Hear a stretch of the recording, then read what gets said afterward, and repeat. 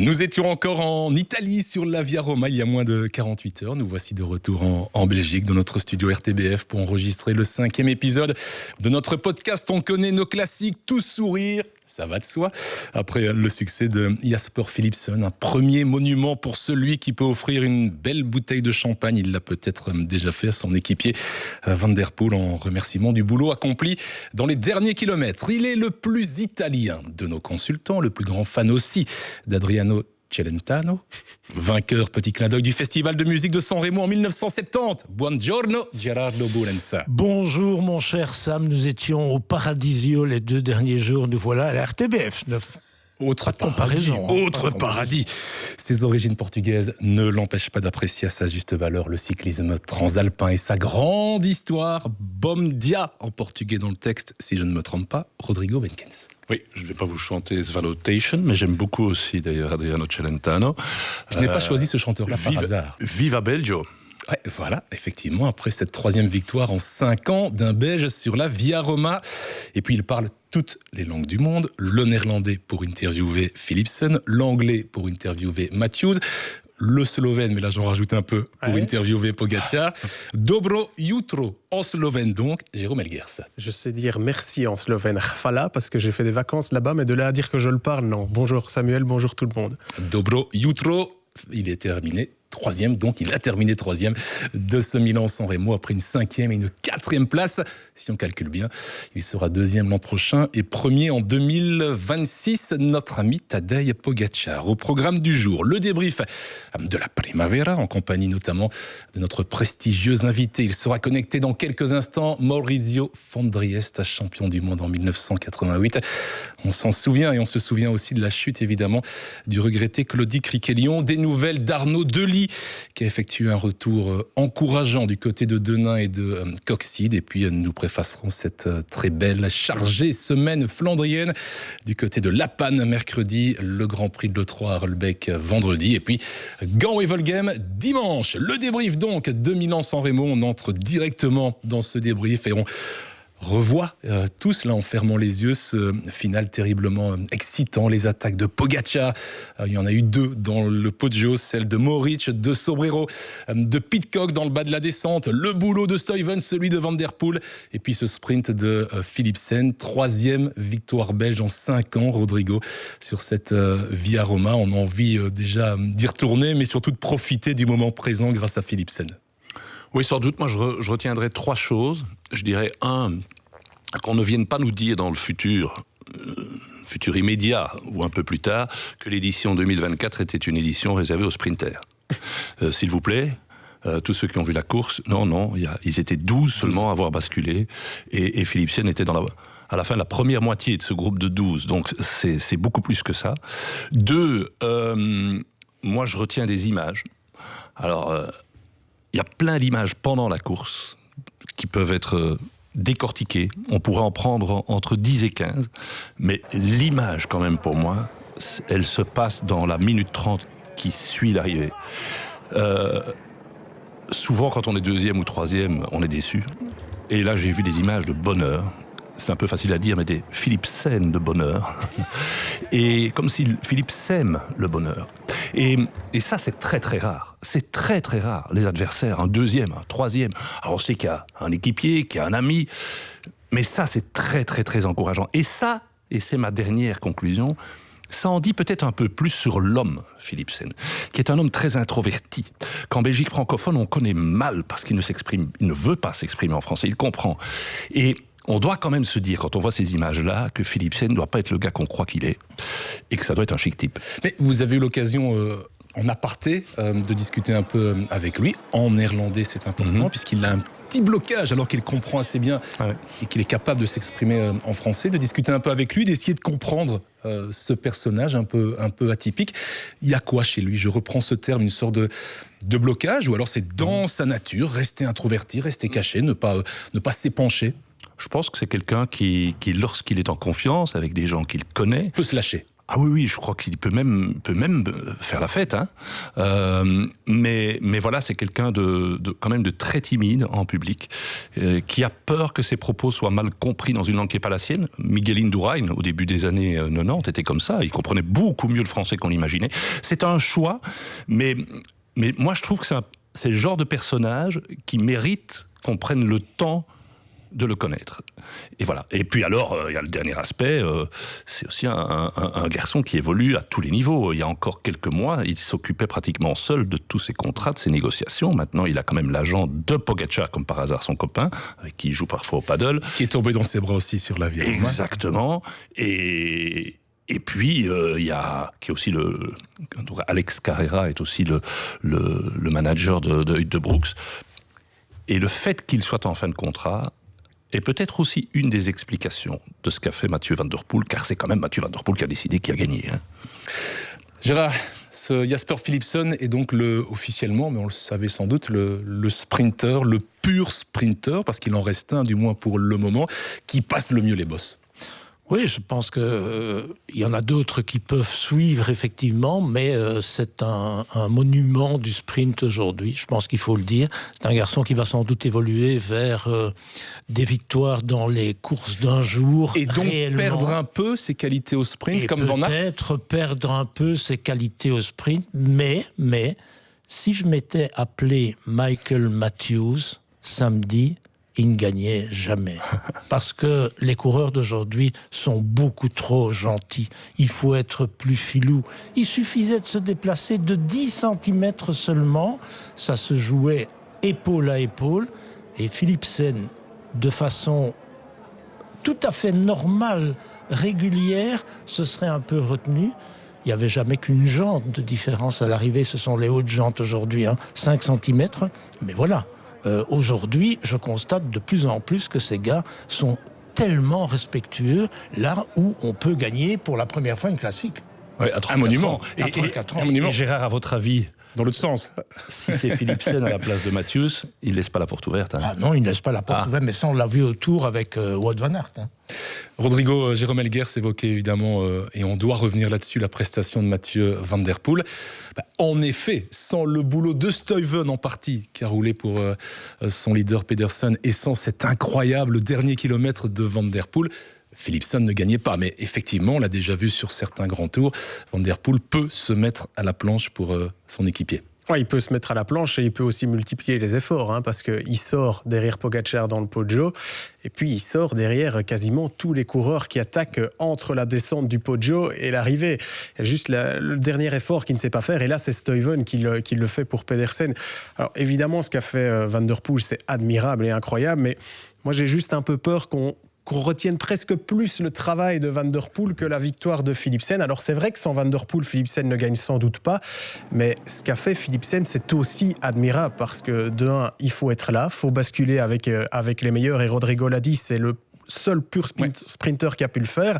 Et puis il faut conclure aussi, parce que Pedersen a une très bonne pointe de vitesse, mais on a vu dans le sprint qu'il n'y arrive pas, il arrive quasiment pas à décoller à ses fesses de la selle, parce qu'il est mort. C'est là qu'on voit que les 300 km de San Remo pèse sur la Via Roma. Et il arrive à se faufiler sur la gauche de Matthews, il est encore lucide, et il arrive encore à imposer sa pointe de vitesse. Donc oui, le travail de Mathieu Van Der Poel est incroyable, mais ne minimisons pas la victoire de Philipsen, parce que Van Der Poel a fait un énorme travail. Un Koy, par exemple, Gérard Bulens, je me tourne vers vous, et je sais que vous avez beaucoup d'admiration et de confiance en ce garçon. Koy, il était pas loin, mais il n'est pas passé.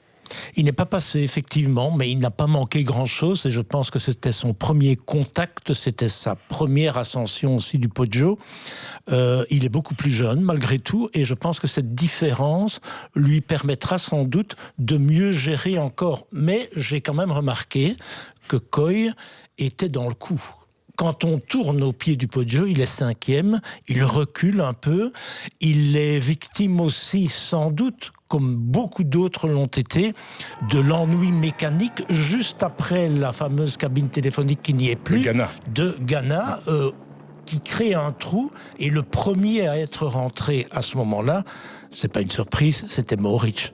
Au pied, quand on arrive vraiment à la fin de la descente du Poggio, dans ma tête, j'ai eu il y a 4 sprinters devant lui. Mohoric va attaquer, il a attaqué forcément, mais il manquait un peu de carburant encore dans le moteur, à mon avis. Juste, Samuel, pour revenir sur ce que disait Gérard avec Michael Matthews, moi je voulais juste avoir votre avis sur quelque chose. Il perd ses lunettes pendant le sprint. S'il ne les perd pas. Elle rebondit sur le vélo de Pogačar. Quand on voit, ça se joue peut-être à 10-20 cm la victoire. Est-ce que cette paire de lunettes, à un moment donné, a pu lui coûter ces 10-20 cm ? On le voit baisser la tête, en tout cas, se demander un court instant ce qui se passe, et il perd pour quelques centimètres. Je n'imagine pas qu'il ait eu dans sa tête de s'arrêter et de reprendre ses lunettes. Mais, franchement, je pense pas que ça joue vraiment. Les lunettes, elles tombent. On voit qu'il est dans l'effort. La seule petite erreur qu'il a commise, selon moi, c'est de ne pas être un peu roublard, là où on sait que tous les sprinters le sont un peu. Lui, c'est autre chose qu'un vrai sprinter. Et c'est sans doute à cause de ça qu'il n'a jamais gagné une grande classique, parce que les qualités, il les a, il fallait être là. Qui aurait pronostiqué Michael Matthews ? Très peu de gens, je pense. Or, il est là pour la victoire, et il manque ce petit brin de fantaisie qui pousse. On sent bien quand on est sprinter. L'expérience, il l'a. Hein. Oui, l'expérience, il l'a. Et il sent que Philipsen vient là. Mais donc, il faut... Je ne dis pas qu'il faut brutalement fermer la porte et qu'il y ait une chute, c'est pas ça le but du tout. Mais il fallait pas grand-chose, parce que ce que Philipsen a fait dans cette fameuse étape du Tour, vous vous souvenez, quand la balustrade vient un peu vers l'intérieur, si c'est Cavendish, ils sont assis tous les deux sur la chaussée, ou Cavendish passe. Ici, on a un Wout van Aert qui se dit...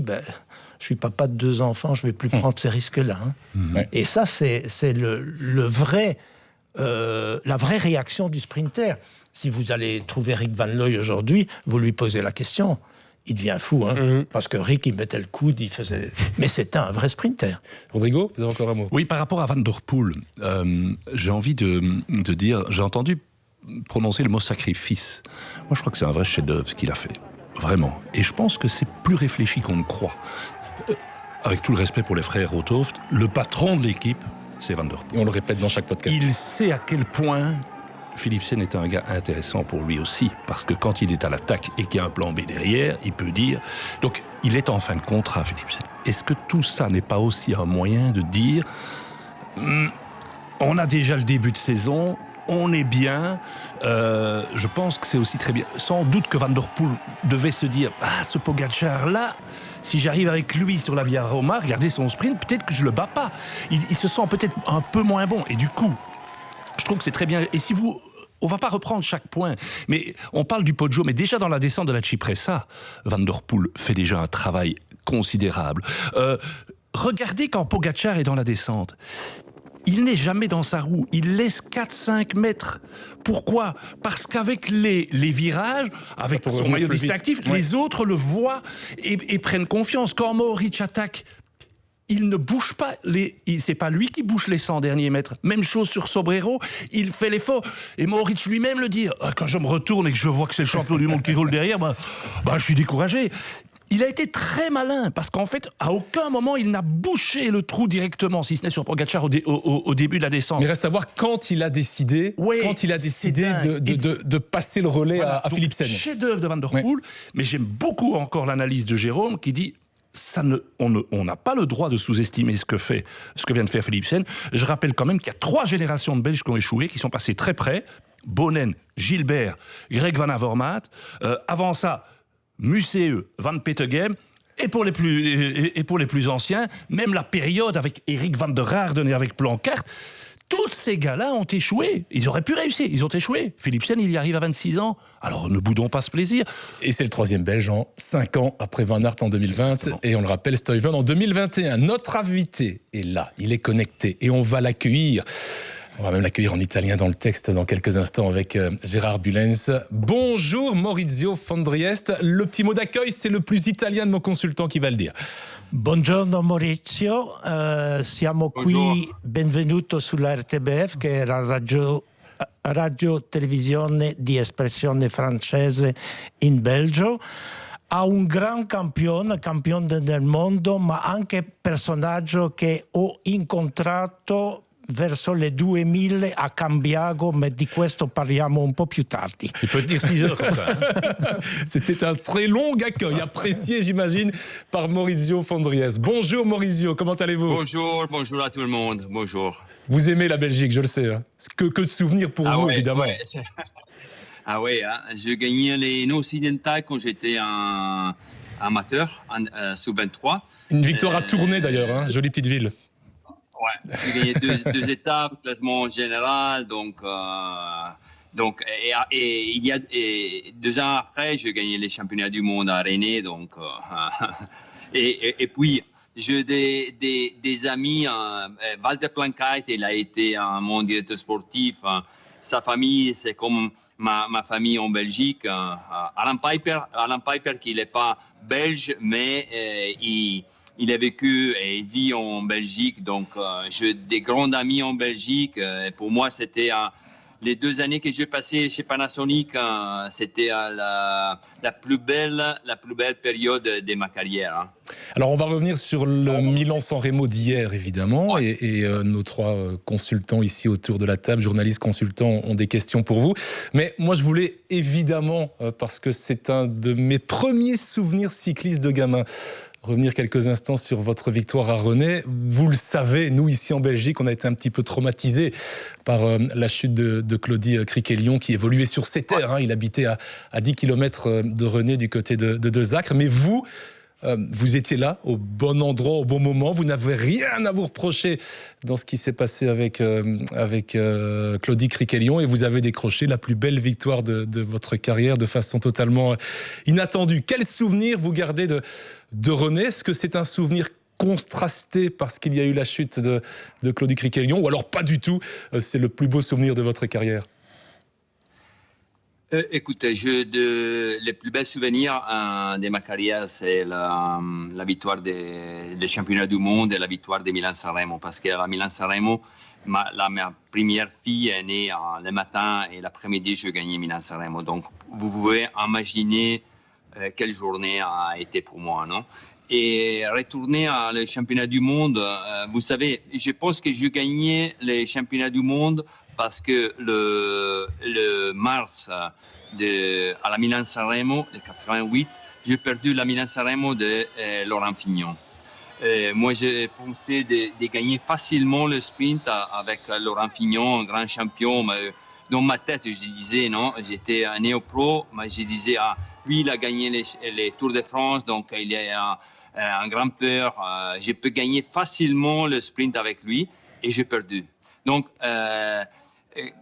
jamais quand tu as ton adversaire à côté, dire ok, je peux gagner facilement. Et donc à le championnat du monde, je savais que j'étais le plus vite. Hein. J'étais plus vite des Criquelion, mais j'ai dit non, je peux pas partir en tête dans le sprint comment je fais à la Milan-San Remo. Et donc je dois rester sous la roue. Après c'est passé la chute avec Bauer, ok. Mais je pense que je pourrais gagner également. Et j'ai dit tout le temps, quand la presse ou les personnes me demandent la même question, j'ai dit, j'ai jamais perdu un sprint avant et après le championnat du monde de Rennes, avec ni Bauer ni Criquelion. Eh bien, nous, en tout cas, on se souvient très bien de cette victoire et on imagine que c'était avec ce Milan-San Remo 93, l'une des plus belles de votre carrière. Victoire belge sur la Via Roma avec Jasper Philipsen. On en débat ici depuis quelques minutes et je vais laisser nos invités autour de la table vous poser une petite question. Voilà, j'avais un double retour dans l'oreille, c'était compliqué. Et je vais commencer par celui qui vous a connu il y a déjà une trentaine d'années, un peu plus que ça, puisqu'il vous a même suivi en Italie pour réaliser votre portrait, c'est Rodrigo Benkens. Oui, bonjour Maurizio, c'est toujours un plaisir de voir que vous restez éternellement jeune et je n'oublierai pas ce jour du mois de février 1992, vous nous avez accueillis, toute l'équipe de la RTBF, chez vous, dans votre magnifique village de Claes, où on avait partagé la table avec votre famille, avec votre jeune épouse Ornella. Ce sont vraiment des souvenirs moi qui me restent marqués. On a pu découvrir à travers un champion un homme. Et parfois, moi, j'aime bien rappeler ces histoires-là. Je rappelle aussi que vous avez, avec Jalabert, toujours le record de l'ascension la plus rapide du Poggio. Hein, hier, on a disputé le Milan-San Remo le plus rapide de l'histoire. C'est des Van der Poel, hein. Ah, Van der Poel serait passé devant. Ouais, moi je crois que c'est moins. Vérifiez. Moi je crois que c'est toujours vous. Mais bon, on va mettre la photo finish, Maurizio. Moi je voudrais vous poser une question sur le cyclisme d'aujourd'hui. Évidemment, je pourrais vous poser 25 questions, mais on sait que vous êtes toujours très lié au cyclisme. Est-ce que le cyclisme d'aujourd'hui, même si quelque part, je suis assez content que Philipsen ait gagné hier, pas parce qu'il est belge, mais aussi pour montrer à certains grands entraîneurs qui ont la science infuse que finalement, on n'est pas obligé d'aller systématiquement en stage pour gagner en début de saison. Je rappelle que Philipsen a fait Tirreno, a fait tout le week-end d'ouverture, il est allé à Nokere. Moi, ça me plaît encore bien un petit peu cyclisme un peu plus à l'ancienne. Est-ce que vous, aujourd'hui, Maurizio, en roulant un petit peu comme le font certaines équipes comme Visma, en ayant plus de stages que de compétitions, est-ce que vous seriez heureux comme cycliste professionnel dans ce contexte-là ? Je pense oui. Je pense, tu sais, les cyclismes ont changé parce que tous les grands talents qui peut-être ils n'ont pas la tête d'être champions, maintenant ils sont suivis par l'entraîneur, par l'équipe. Hein. À mon époque, il y avait des grands coureurs, mais pas des grandes têtes. Et donc, c'était facile à l'époque de dire j'entraînais 5 heures, 6 heures, ou 3 heures, ou 4 heures. Mais qui pouvait contrôler ça ? Personne. Maintenant, tous les coureurs ils sont suivis et contrôlés. Donc, ils doivent s'entraîner. Et pour ça, les niveaux sont plus hauts maintenant. Il y a des grands talents, hein, il faut le dire. Hein, coureurs comme Van der Poel, Evenepoel et Pogacar. Je me souviens pas à mon époque des coureurs comme ça. Hein. À la Milan-San Remo, Van der Poel il a fait quelque chose d'extraordinaire pour la victoire de Philipsen. Si vous regardez aussi dans la descente, comme il faisait les virages Van der Poel avec les mains sous les poignets, avec un contrôle de son vélo incroyable. Hein. Je pense que Philipsen doit dire un grand merci à Van der Poel, hein, parce que c'est grâce à ça qu'il a gagné la Milan-San Remo. Hein. Et Philipsen, il est un grand coureur. Hein. Il n'est pas seulement un sprinter. Il a démontré avec la seconde place à la Paris-Roubaix l'année dernière. Donc, il est un grand coureur. C'est un coureur qui peut passer les bosses mieux que des autres sprinters. Jérôme Elguers, la question pour Maurizio. Oui, Maurizio, on sait que le cyclisme italien est en crise hein, pour l'instant, que ce soit pour les grands tours d'ailleurs et même pour les classiques. Moi, j'avais une question par rapport à Filippo Ganna. Quand on voit qu'il tombe maintenant sur un Remco Evenepoel qui roule très bien contre le chrono et qui a aussi ce Tarling, l'anglais, est-ce que dans sa tête, Filippo Ganna ne doit pas faire un petit peu une métamorphose et peut-être un peu plus se diriger vers les classiques ou même vers le sprint, hein, puisqu'on a vu qu'il pouvait aller très très vite au sprint. Qu'est-ce que vous, l'Italien, vous pensez de Filippo Ganna à ce moment-ci de sa carrière ? Écoutez, alors, première question. Pourquoi en Italie, on n'a pas des grands coureurs ? Ça, on ne le sait pas. Parce que en Belgique, maintenant, vous avez plein de grands coureurs, des grands jeunes. Et c'est comme un roue hein, qui tourne. Hein. Et je pense que dans les prochaines années, nous aurons aussi en Italie des grands champions. Hein, ça, c'est sûr. On ne sait pas quand. Parce que quand un talent vient, on ne sait pas où et quand. Mais Ganna, vous avez parlé de Ganna. Ganna, vous avez raison, il doit un peu changer et faire des choix. Cette année, c'est une année importante avec les Jeux olympiques, mais il a déjà gagné un Jeu olympique il y a 4 ans, donc Et après, à partir de l'année prochaine, il doit choisir et essayer de gagner des classiques. Hein. Il a démontré que la Milan-San Remo, il peut la gagner. Deuxième, l'année dernière, cette année, il a eu malchance, mais il peut gagner. Je ne sais pas s'il peut gagner Tour of Flandre, c'est un peu trop dur pour lui. Il peut, pour moi, gagner, la seule classique qu'il peut gagner, c'est la Paris-Roubaix. Mais il doit se concentrer sur la route à partir de l'année prochaine. Nous avons aussi Milan. Hein. Milan, il est jeune et je vais dire un nom. C'est Thomas Capra, première année sous 23. Il a gagné en Belgique la Gent-Wevelgem il y a 2 ans, première année chez les juniors. Il est un coureur comme Dely, comme Sagan, mais vous verrez dans 2 ans quel coureur il peut être. Thomas Capra, le Dely italien. Voilà un nom qu'on va noter, que j'ai d'ailleurs noté sur mon petit papier. Maurizio, il a ouvert les hostilités, entre guillemets, puisqu'on s'amuse bien dans ce podcast, il va les refermer. La question de Gerardo Boulens. Oui, mais 2 questions. À chaque fois, petites questions. vous abusez chaque semaine. Et je ne peux pas dire non. Oui, et puis pour ça, bah ouais. C'est une habitude. C'est une habitude. Alors, pour continuer dans ce que Jérôme vient d'annoncer, Maurizio, comment peut-on expliquer aujourd'hui que, alors que l'Italie, pour moi, est le 2e berceau du vélo avec la Belgique, qu'il n'y ait pas au moins une équipe World Tour en Italie? On en a plusieurs ici en Belgique, comme vous le savez, mais la Belgique est un petit pays et l'Italie est un grand pays, un pays de tradition où, vous l'avez vécu par vous-même, le sportif de haut niveau est roi et il n'y a pas d'équipe World Tour en Italie. Comment peut-on expliquer ça ? Ça, c'est difficile à expliquer parce que c'est une question de sponsors.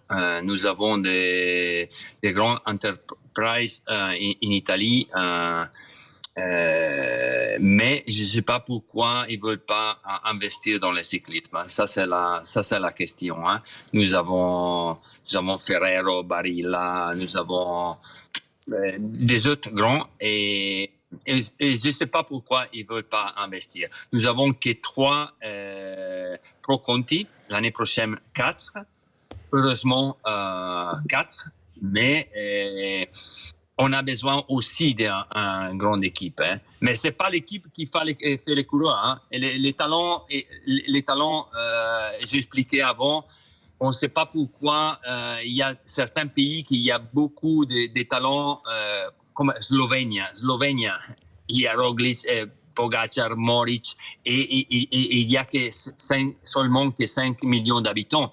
En Italie, nous avons 67 millions d'habitants. La Belgique est beaucoup plus petite et il y a des grands talents. Il n'y a pas, sur certaines questions, c'est difficile d'avoir une réponse. Hein. On espère dans le futur d'avoir un grand coureur qui peuvent parce que les grands sponsors peuvent entrer dans le cyclisme en Italie avec un World Tour. Gérard, votre deuxième question. Très très rapidement, parce qu'ils me mettent la pression ici. J'ai fait allusion tout à l'heure à Cambiago, où on s'est rencontrés à un moment clé. Moi, je travaillais pour Daikin, dans la Lipré Daikin à l'époque. Et ce jour-là, j'étais présent dans le bureau d'Ernesto quand vous êtes Ernesto entré Colnago, hein, pour venir annoncer que effectivement vous deveniez avec vos cycles sponsor de l'équipe l'année suivante. Et j'ai vu chez vous un très très grand respect pour Ernesto Colnago, avec lequel j'ai travaillé pendant 35 ans. Qu'est-ce qu'il représente pour vous, Ernesto, en Italie ? Ernesto, pour moi, c'est un grand ami. Je l'appelle chaque année quand il fait l'anniversaire. Et la dernière fois que j'ai rencontré l'année dernière Ernesto, il m'a demandé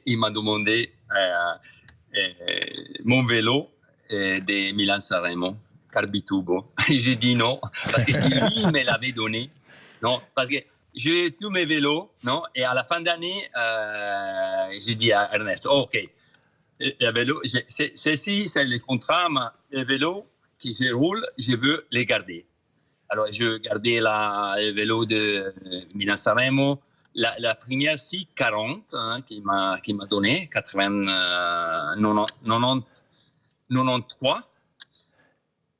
C'est vrai, non? C'est 90, en Belgique, c'est 93, non? Bien, bravo. Ouais. Et donc, et Ernesto, il a dit, j'ai pas un vélo de toi de Milan-San Remo. Ah non, je peux pas te donner. Donc, en parlant de vélo, Maurizio, derrière Ernesto, vous, il y a du vélo, là. Derrière vous, c'est un vélo. Hein. On a l'image et on voit. Je suis en train d'aller à la Copia Bartali parce que j'ai des coureurs. Je suis manager des coureurs. Avec moi, il y a Santiago Buitrago. Nous avons des jeunes Colombiens, des bons grimpeurs. Et comme vous disiez, Capra Andreaus, pas mal de bons coureurs. Hein. Et je suis positif pour le futur. Merci beaucoup Maurizio Fondries d'avoir passé ces quelques minutes en notre compagnie, effectivement, pour revoir, pour entendre.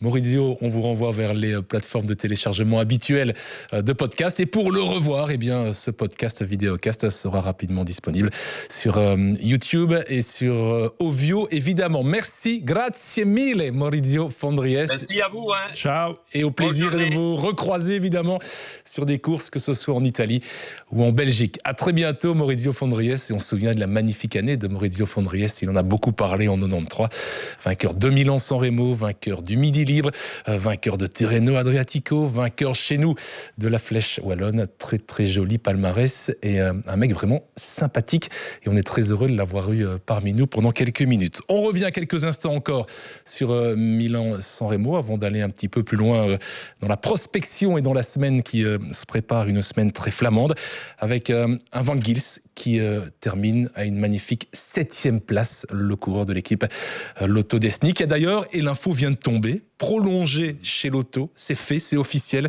jusque 2026. Et Stéphane Hulot, qui était l'un de nos invités il y a quelques semaines, avait précisé qu'il avait 2 gros chantiers en urgence, faire prolonger Van Eetvelt, faire prolonger Van Gils. C'est fait pour Van Gils, qui a confirmé Gérard Bullens ce qu'on supputait clairement. Il est capable de passer le Poggio avec les meilleurs. Il l'a fait.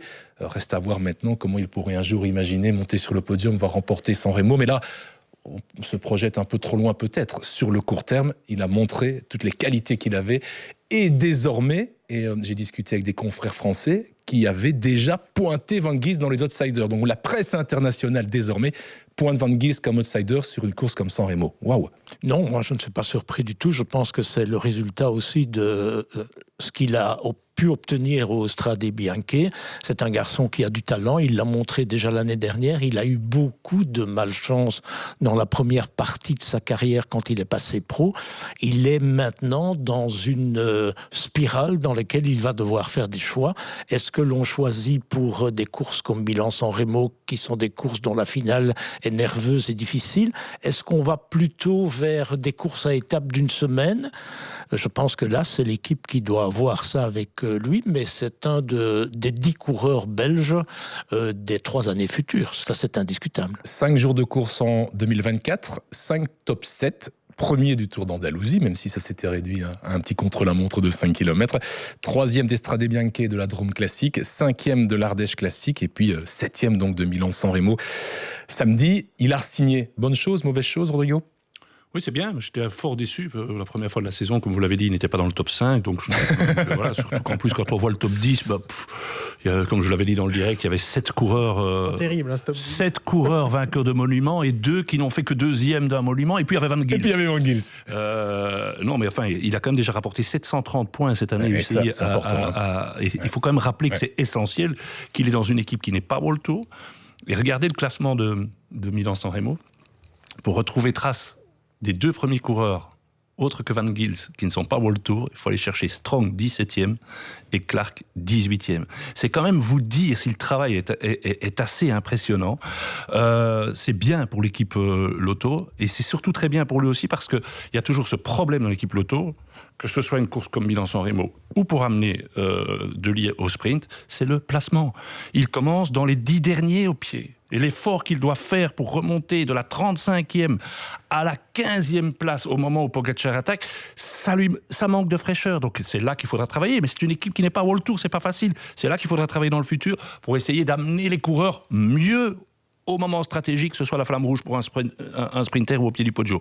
Dernière chose, c'est formidable ce que fait l'équipe Lotto, mais l'équipe belge, non pas de l'année, mais de ces dernières années, c'est Alpecin. On croyait qu'avec que Van Der Poel, j'ai regardé, vous prenez Tour des Flandres, Paris-Roubaix, Milan-San Remo, je ne parle pas de Liège-Bastogne-Liège et du Tour Lombardie parce qu'il n'y a pas pour le moment de profil. Les 2 dernières éditions, il y a 6 victoires à prendre, il y en a 4 pour Alpecin. Hein. Et Hermans fait un podium à Liège quand même. Mais c'est exact. 4 pour Alpecin. Vous savez, quand c'est la dernière fois que l'équipe Visma, qui surclasse tout le monde dans les courses à étapes, la dernière fois que l'équipe Visma a gagné un monument? Qui peut le dire? Non, c'est juste après. C'est Roglic sur Liège-Bastogne-Liège. 14e monument consécutif sans victoire pour l'équipe Visma.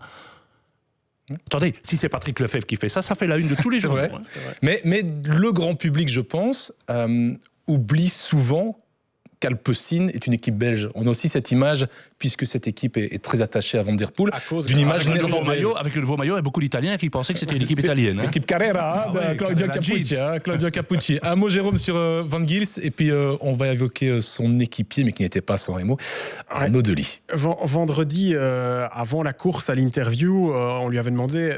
Qu'est-ce qu'un bon résultat pour vous sur ce Milan-San Remo? Il a dit, je me situe entre un top 5 et un top 10. Il était dans le bon, en plein dedans. Par contre, il lui manque peut-être une grosse qualité, comme peut-être du punch comme un Pogačar ou Van Der Poel, ou une pointe de vitesse pour gagner San Remo. Le seul scénario pour moi où il peut gagner, c'est un scénario à la Stuyven, où il sort d'un groupe et où il profite de la rivalité entre les autres. Mais ce scénario peut arriver, on l'a vu avec Stuyven, mais Van Gils sera régulièrement là, je pense, sur ce genre de course. Juste avant de parler de Delis, je voulais aussi quand même un peu évoquer Tadej Pogačar, parce qu'on n'en a pas encore parlé, qui était le grand favori, qui une nouvelle fois échoue dans ce Milan-San Remo, mais je trouve qu'on sent clairement qu'il a les jambes pour gagner et qui va sans doute devoir être patient. 5, 4, 3, son premier podium, et je le disais en boutade en introduction, si la logique est respectée, deuxième, et puis premier en 2026. Je dis ça en rigolant, mais c'est une régularité qui prouve que... Quel est l'autre vainqueur de Tour qui était au départ de Milan-San Remo? Citez-moi un. Il n'y en avait pas. Donc, à un moment donné, et je me pose quand même une question, Gérard pourra mieux répondre que moi, est-ce que vraiment on n'a pas un petit peu... C'est pas un petit peu trop surestimé? Est-ce qu'on a mis la bonne équipe? Il y a eu un quoi? Un Bjerg, un Pollitt, c'est des coureurs qui auraient été très utiles. Est-ce qu'on a mis la bonne équipe autour de Pogačar, sachant que c'est le monument le plus difficile pour lui de gagner? Moi, je Wellens, puisqu'on parle du Belge, a fait son job. Mais c'est Del Toro. Mais c'était le dernier. Et un peu trop tôt le dernier. Hirschi, il est déjà chez Tudor. Hein. Hirschi et Ulissi. Sans jeu de mots. Je pense qu'il a manqué effectivement 1 ou 2 bons coureurs pour Pogačar.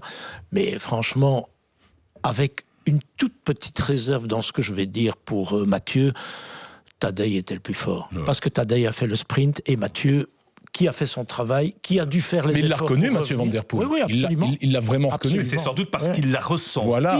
Au moment où il a été le chercher. Et en plus, quand on lui dit dans l'oreillette, quand Philippe Sey lui a dit, et plus d'une fois, je suis bien, j'ai des bonnes jambes, les deux ensemble, et Mathieu a tout de suite compris que ce serait très difficile de battre. C'est donc bien lui qui avait les clés, Mathieu Van Der Poel. Parce que si Mathieu Pogačar gagne, avec lui, Philippe Sey gagne. Si Mathieu ne va pas le chercher dans le Poggio... Sobrero peut gagner, excusez-moi. Non, mais il n'y a pas de souci. Mais effectivement, si Van Der Poel ne va pas chercher Pogačar dans le Poggio, Pogačar gagne le Milan-San Remo. Mais là, évidemment, on va refaire. Et avec des si, on mettrait la Via Roma en bouteille.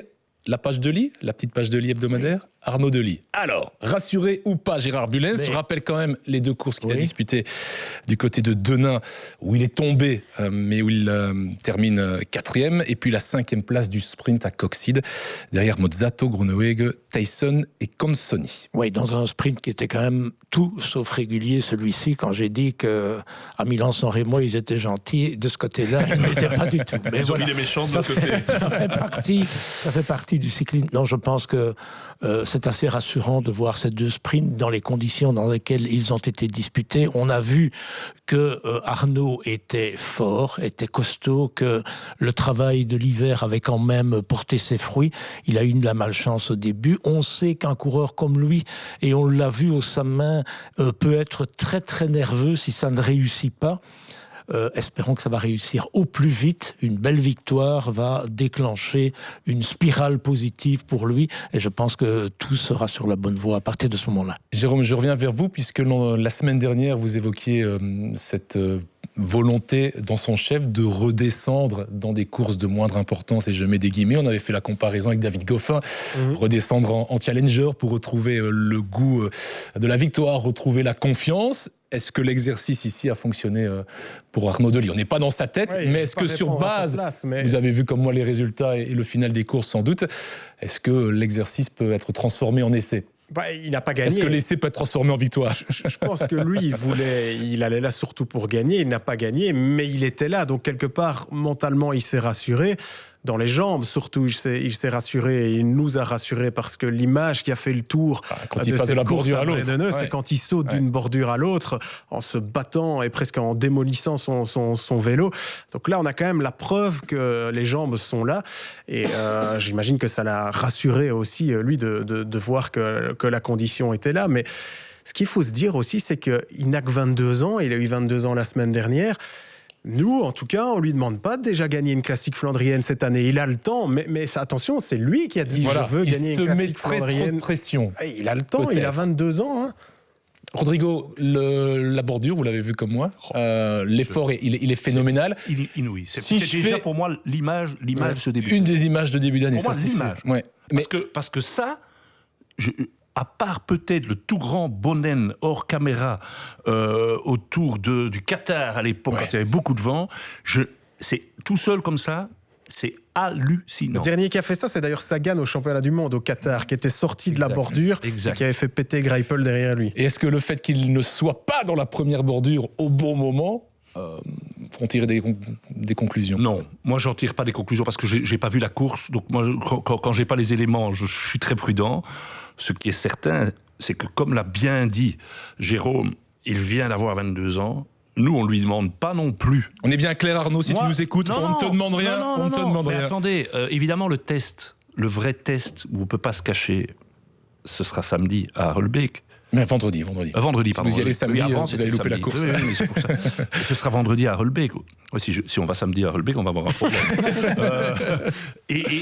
Oui, mais on lui demande pas d'être au niveau de Van Aert et de Van der Poel. S'ils arrivent à 3, et que lui dans le rôle de Pogacar l'année dernière, car c'était sans doute le plus beau podium du printemps, waouh, mais on lui demande pas ça du tout.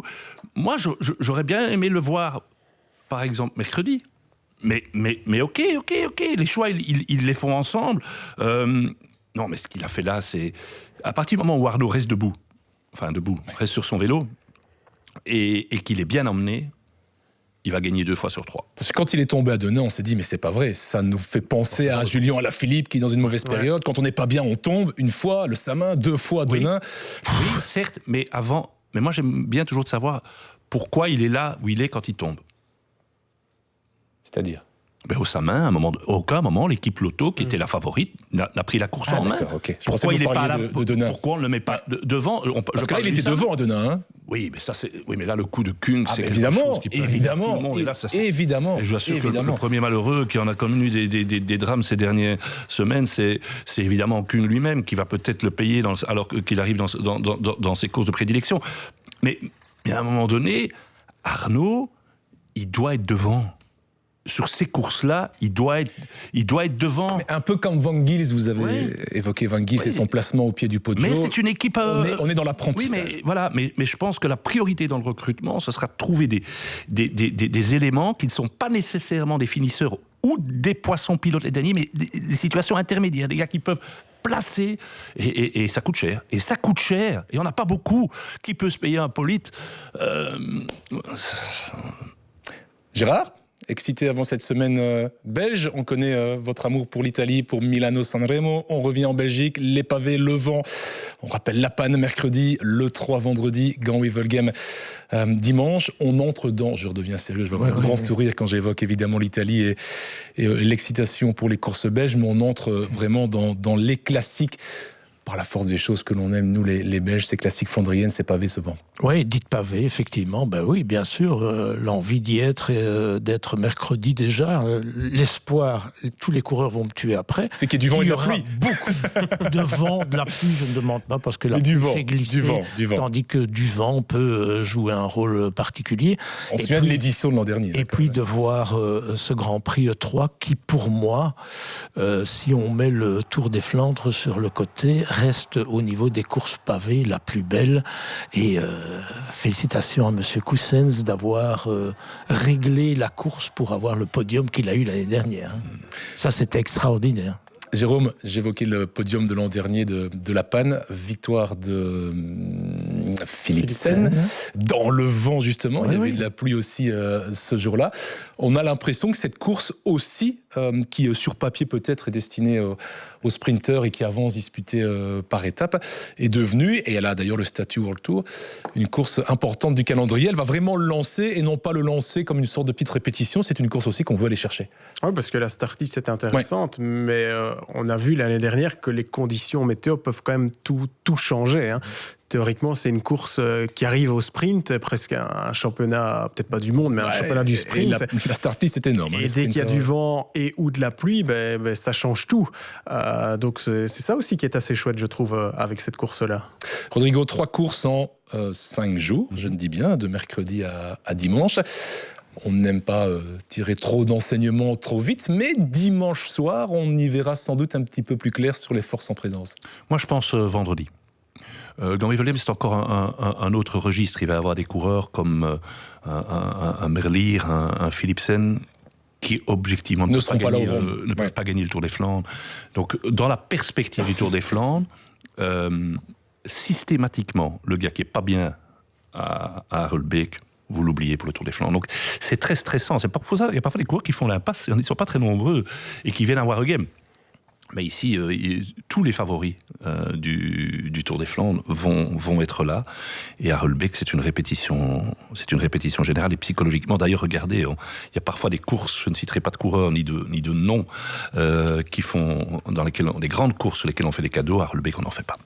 Et c'est le premier affrontement entre Van Der Poel et Van Aert qui va redescendre de son volcan vendredi. Et si Van Aert arrive avec Laporte, il ne fera donc pas de cadeau à Laporte. Et il n'en a pas fait quand il... Oui, mais si c'est le Laporte de dimanche, à mon avis... c'est pas rassurant. Je pense que ce serait mieux avec Van Baarle.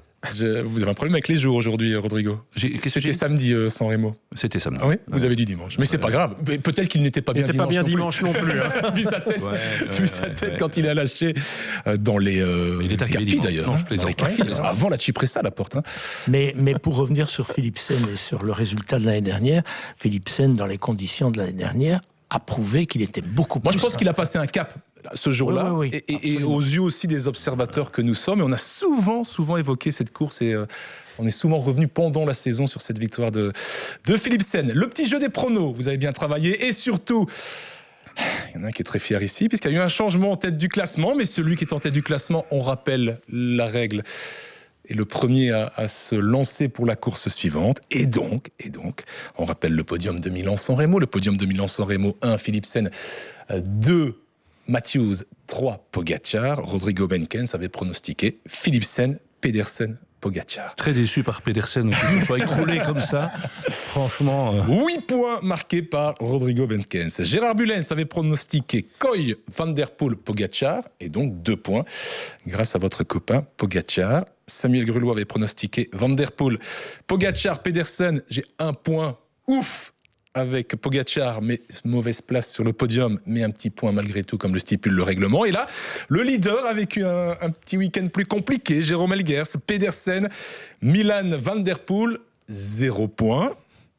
Ce sont les faits. Et la course est encore longue. Ouais, et le championnat est encore long. Il avait beaucoup d'avance, donc il avait le vent dans le nez. Ce qui est quand même toujours un inconvénient. Et on verra sur les courses flamandes s'il peut gérer aussi le vent. fair play que Michael Matthews. Dès le Grand Prix de l'E3 vendredi. Le classement général, Rodrigo Benkens désormais 15 points. Jérôme Elguers 12 points. Reste dans la roue quand même. Hein. Gérard Bulens, 10 points dans la roue aussi. Grulois dans la mauvaise bordure. 3 points. Bon, on arrête, hein. Alors, on a décidé, en concertation, de jouer notre prono aujourd'hui sur le Grand Prix de l'E3, qui est un petit peu plus proche que sur Gand-Wevelgem. Et comme l'a précisé Rodrigo, c'est aussi sur cette course-là qu'on devrait tirer de plus grands enseignements. On va donc laisser la main à celui qui est en tête, comme le dit le règlement. Et je prends note du pronostic de Rodrigo Benkens. J'aurais évidemment, comme je vous dis, rêvé d'une arrivée à 3 avec Van Aert, Van der Poel et De Lie. Mais ça, c'est le cœur qui parle. Et ici, on m'a déjà appris que c'était plutôt la raison qu'il fallait écouter. Donc, à San Remo, j'avais fait PPP, hein, les 3 P. Donc ici, je vais faire VVV. Donc, Van Asbroek, Van Rooij et Van den Storm. Non, plus sérieusement, je vais mettre dans l'ordre Wout Van Aert, Mathieu Van der Poel et Dylan Van Baarle. Parce qu'ils seront à 3 et il y aura un Visma et je vois bien Van Baarle. Et il faudra peut-être être à 2 contre 1 pour essayer de battre Rodrigo, j'ai peut-être noté dans le mauvais sens sur mon papier 3 Van Aert, 2 Van der Poel, 1 Van Baarle. C'est donc, ça que première vous me dites. place pour Van Aert. Ah d'accord. Grâce à Van Baarle. Ouais, très bien. Deuxième, Van der Poel. Et troisième, Van Baarle. Van Baarle. Qui a donc lancé Van Aert dans le sprint. Voilà. Un maillot de champion du monde et un maillot de champion des Pays-Bas sur le podium, c'est pas mal, c'est sympa. Eh bien, c'est intéressant. Jérôme Elguers, deuxième du classement, on écoute votre prono. Van der Poel, Van Aert, Pedersen. Et comme d'habitude, je n'explique pas le scénario, mais par contre, je joue beaucoup plus placé. Hein. Non, mais on sent, et c'est bien, il faut toujours avoir un peu de pression, un adversaire. Dominer un championnat haut la main, c'est pas bon. Et là, je pense que Rodrigo a un rôle à jouer. Mais c'est quand même à la fin qu'on fait les comptes. Hein. Ouais. Jamais oublier ça non plus. J'essaie de vous motiver à la fin. Non, mais moi, je n'ai pas dit mon dernier mot non plus. Hein. Je suis plus axé course ardennaise. Voilà, je fais planer le suspense. Gérard Bulens, troisième du classement. Il y a un compte à régler d'il y a quelques années. Après Milan-San Remo, je dis 1 Van Aert, 2 Van der Poel, 3 Jasper Stuyven. Très bien, c'est noté. Et Samuel Grulois va vous donner son prono. Comme vous, j'ai apprécié moi le travail de Stuyven et je le trouvais très très bon, voire meilleur que Pedersen.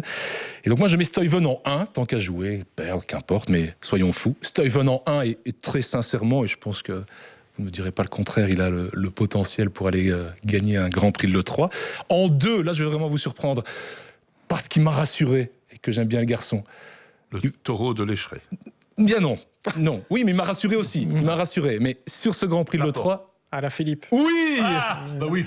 Vous le connaissez mieux que moi, hein, finalement, Jérôme. On passe du temps ensemble. Hein. En 2, Julien Alaphilippe, qui va donc sortir avec Stuyven. Ne me demandez pas trop, mais voilà. Et Stuyven va devancer Alaphilippe au sprint.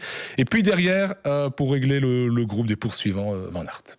Et je joue un peu placé en me disant qu'il y a un point quand même à aller chercher. Et si c'est le cas, ça ne sera pas réglé lundi prochain. Mais le mardi, j'irai vous chercher des pralines chez Stuyven que je vous offrirai. À Leuven. Avec plaisir. C'est dit, enregistré, noté. Oui, bien sûr. Et on les dégustera ensemble avec un bon petit... Magnifique. Puisque son oncle est chocolatier. Ouais, je me souviens de ce reportage. Un americano pour vous et un ristretto pour moi. Voilà, le Tour de Catalogne également va débuter cette semaine et on aurait pu en parler en long et en large. Mais le timing, il est ce qu'il est. Je pense qu'on a été très long sur San Remo, avec plaisir vu la victoire de Philipsen et très heureux aussi d'avoir accueilli ce superbe invité dans un incroyable français. On sait qu'il a roulé pour l'équipe Cofidis, Maurizio von Driest. Un podium en Catalogne ou à Rolbeek hein, pour les cyclistes belges, à votre avis, Sam? Vu la start list en Catalogne, avec De Broeks est là, Le Serre est là, Van Wilder est là, Van Sevedant est là, Van Gils est là. Oui, il y a moyen. On en reparle lundi prochain. Merci à toutes et à tous. Merci Jérôme Elguers. Merci. Merci Rodrigo Benkens. Merci à vous. Ah, j'attendais. Merci Gérard Bulens. À bientôt. Et on se retrouve, en tout cas en ce qui vous concerne, le duo Benkens-Bulens dès mercredi sur la classique Bruges-La-Panne, à suivre en télévision, à suivre sur notre site internet, à suivre aussi pour toutes les courses cyclistes du printemps sur le canal DAB+, Viva Sport ou via Radio Player. Et puis le podcast, vous le retrouvez, on le rappelle souvent, sur toutes les plateformes de téléchargement, mais aussi en images sur YouTube et sur Ovio. Merci à toutes et à tous. Le vélo, c'est sur la RTBF. Les classiques flamandes, flandriennes, les pavés, le vent, les flahutes, c'est sur la RTBF. À bientôt.